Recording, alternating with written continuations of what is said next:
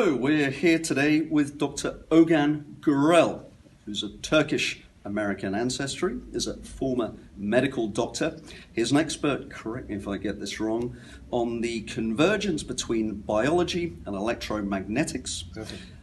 Thank you very much. He has also spent about a decade in Korea. He's done business consulting. He's done a significant amount of work with Samsung. He's now at a very major Korean Institute of Higher Learning, which in the new year he'll be running for the presidency of. He's here to talk to us today about Korean business culture, his experiences at Samsung, and what he considers convergence and the future of learning and how this will impact innovation going forward. Ogan Gürel, thanks for being on Deep Dives. A deep pleasure, thank you. Okay. Ogan, you worked when you first came to Korea with Samsung. Could you tell us what you were doing there and what were some of your sort of positive impressions of this massive company?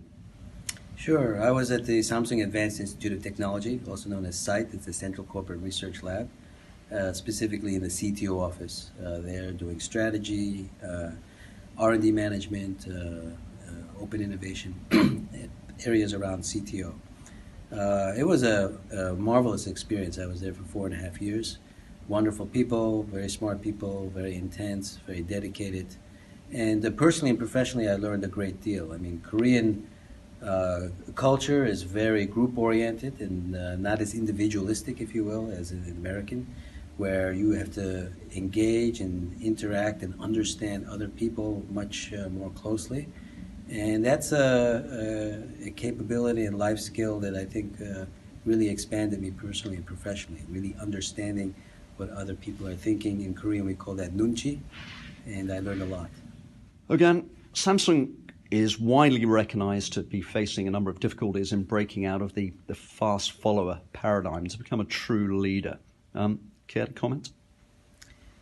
Yes, I think when KUN-HEE was leading Samsung, he was emphasizing the importance of going beyond the fast follower paradigm.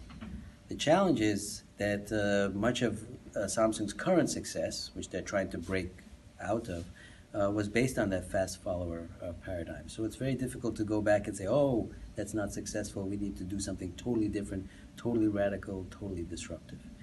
I think one case in point, when Samsung was first going into healthcare, a lot of the big players, Philips, GE, Siemens, and the other healthcare companies, were genuinely afraid of Samsung, understanding that if Samsung did a truly disruptive approach to the industry, they could be very formidable, very powerful.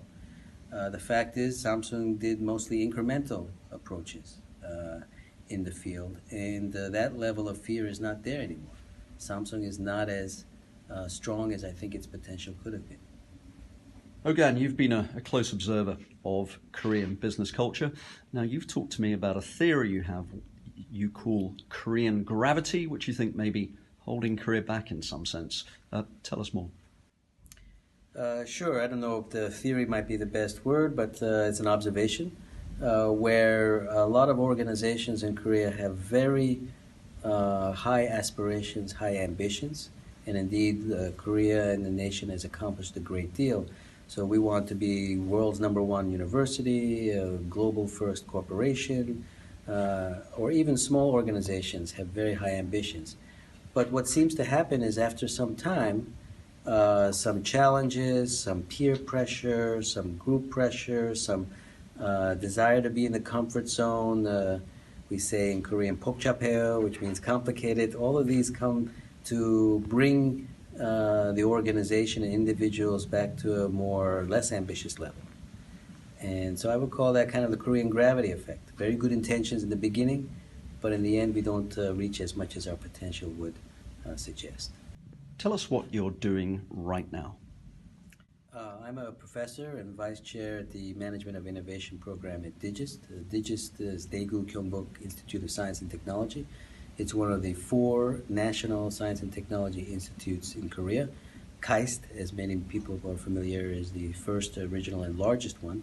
DIGIST is the newest one. It has about 175 faculty, 1,200 undergraduates and graduates. And it's a marvelous institution that has great potential for convergence and globalization and to be a leading university. Ogan, I understand that next year, in 2019, you'll be running for the presidency of DGIST. And I understand that you have a vision which I think might become a benchmark for other institutes for higher learning around the world, and which has significant implications also for innovation. Talk to us about convergence. Well, convergence, I think, has two aspects. One, convergence around different groups and people, so true global convergence. The other one is convergence around problems. So the structure of universities has evolved from the Middle Ages, is essentially around disciplines. And we have progressed at DGIST beyond just physics and chemistry and so forth. We now have robotics engineering and material science and so forth. But my vision would be to actually have departments around critical problems. So one would be a center of excellence around climate change. So you would have physicists, biologists, plant biology, humanities, all around climate change. Another one would be around food security. Another center of excellence or department, if you will, around aging and chronic diseases. We have many of these capabilities at DGIST now, but they're not really organized in a truly convergent way that's also integrated with global excellence. So there we have it, the wit and wisdom of Dr. Ogan Gurel and his offering of a magic bullet to unleash the full potential of Korean innovation. But of course, for him to shoot that magic bullet requires him winning the leadership of DGIST next year. And in that case, there is a negative precedent. A US academic has already led a South Korean scientific and research institution, and it all ended in tears. For the full story, read Asia Times.